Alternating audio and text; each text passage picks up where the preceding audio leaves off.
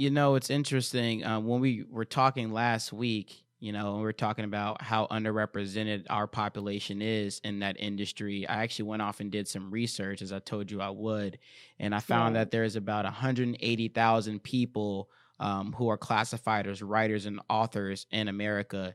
And out of that 180,000 people, roughly about 6,000 of them consider themselves to be black. And it is a female dominated industry, right? Meaning that there's more female writers and authors than there are males. But overwhelmingly, the majority of them are all white.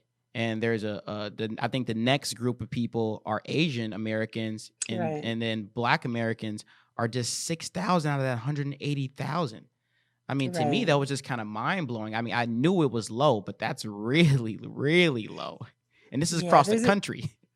right. There's a huge disparity in Black authors and BIPOC authors. It's not easy to break into the market, and it's not easy to get people to hear you and really recognize you for your style of writing and who you are as a author of color. Yeah, it's roughly about 85% of books that are reviewed across the nation are from white authors. They're really not from authors of color. So, the hope is that one day that we can, reduce that gap and increase, because there's a lot of us out there, you know, and some of us may or may not have given up on our dream of writing, and because it's so hard, it's a lot of work and it's really hard. So the hope is that, we can, reduce that gap. Were you ever at that point in your career where you're just like, you know what, I'm done with this. I'm about to go do something else. I'm done writing these books. I'm not getting anywhere. Did you ever experience that at all? Oh yeah, yeah. So my first children's book, Isaiah Sunglasses, I actually wrote that when I did childcare over 25 years ago. Well, longer than that actually. And in 20, um, maybe around the year 2000, I tried to submit it to be published. And of course, you get your rejection letters over and over and over. And so at that point, I just said, well, maybe this just isn't for me. Maybe this isn't the time. And so I actually put it aside. I didn't do anything. I just kind of gave up on it. And I didn't stop writing, but I gave up on trying to break through the market at that time. And then a few years ago, I ran into a friend of mine who was starting, she's an educator, and she was starting a publishing company, an African American woman, Mary Terrace, who started Stride Publishing. And we were friends. So we were just chatting, and I gave her Isaiah Sunglasses. I said, well, here, take a look at this. And then she loved it. And so she wanted to publish it. So I ended up being one of her founding authors. And so that was the first book that I had traditionally published through a publisher. And since that has my contract ended with Strive, and then at that point I had to decide what I was going to do, if I was going to continue writing, if I was going to continue pursuing this. I'm not young. I am 65 years old, and so it's like, do you start this in retirement? It's like, sure, why not? And so I decided to self-publish and go that route. I learned a lot going the traditional route, and then I said, okay, let me try this. I'm not going to give up on it yet. And so I self-published my first book, Miley's Magical Curls, earlier this year in March. And so it was a lot of work, and I'm not going to quit at this point because I love it so much. Well, I got a few things to say about that, but the first thing is, wow, 65 years old, you don't look a day over 40. Thank you. Wow. Yeah, I I have 8 grandchildren. Hey, Grant, I do, and I and they draw don't from them drive a you up lot the too. wall? They don't drive you up the Oh wall? no, no, absolutely not. No. I mean, yeah, they do sometimes, but I love them so much. I love talking to my grandkids because I draw a lot from children when I talk with children, my ideas and for book ideas, and they have no filter. I love having conversations with them because they're just going to tell you straight. And Mhm. some of the things that they say, they just give me so much material. That's all I can say. You know So. what? That was going to be my next question is where do you currently drive or what do you currently look for or, in people or just in the community or whatever to draw inspiration from in your creativity? Like, what currently drives your work now? I know before you said it was you're working in childcare, you always Hmm. had a passion for teaching and working with kids. Right. What currently drives that inspiration and creativity to this day? So I draw from a lot of different places. And so I'll take Isaiah Sunglasses first, my first book. It's a rhyming book. And part of my childcare program was early literacy because I really, really wanted children to learn to read before they entered kindergarten. So everything that I created or wrote or sang or whatever I did with the kids in the kids program had to do with early literacy. But then Isaiah's Sunglasses came along. I got this idea because I worked with special needs kids and I had deaf parents in my program. And so I got this idea to write this rhyming book about a kid who was blind. And the thing about it is that I didn't want people to know he was blind until later in the book.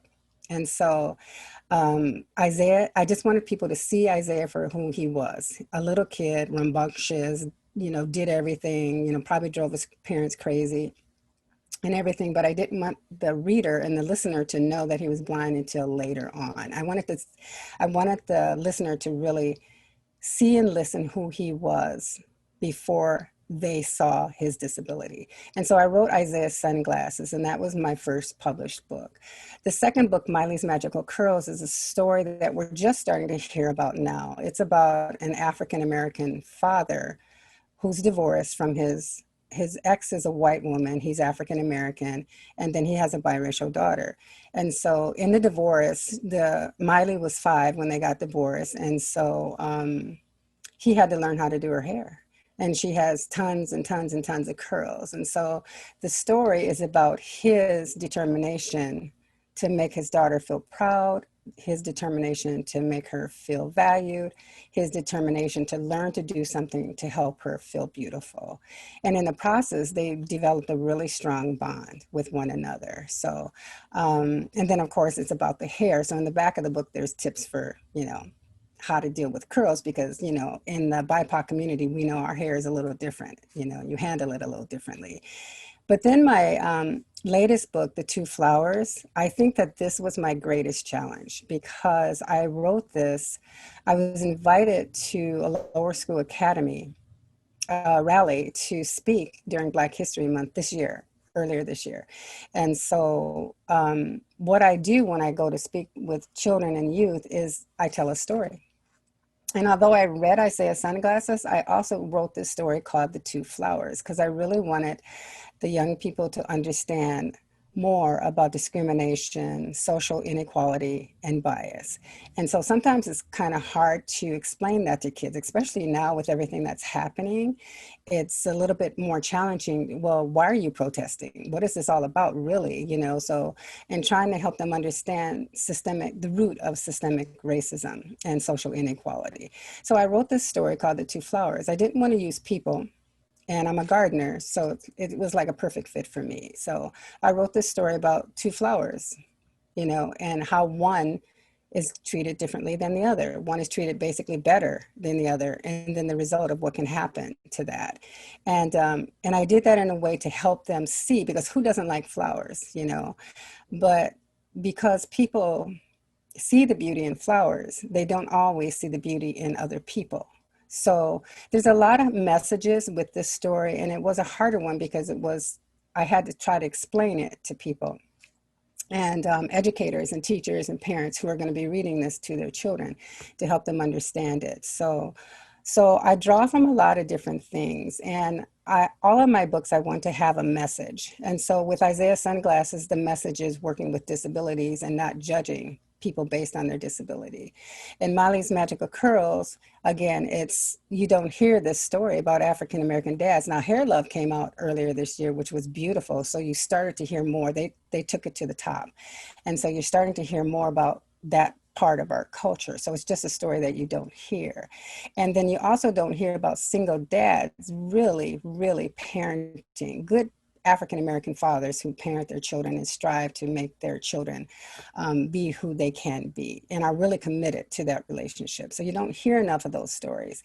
And then again, The Two Flowers is just, the timing is just crazy because I wrote the story for Black History Month, and then we've had all these events this year. So the timing was just kind of primed for me to do something like that. And so I hadn't intended to put the two flowers into a book, but then somebody suggested I put it into a book, and I did this year. And so that's my second self-published book that was just released in August.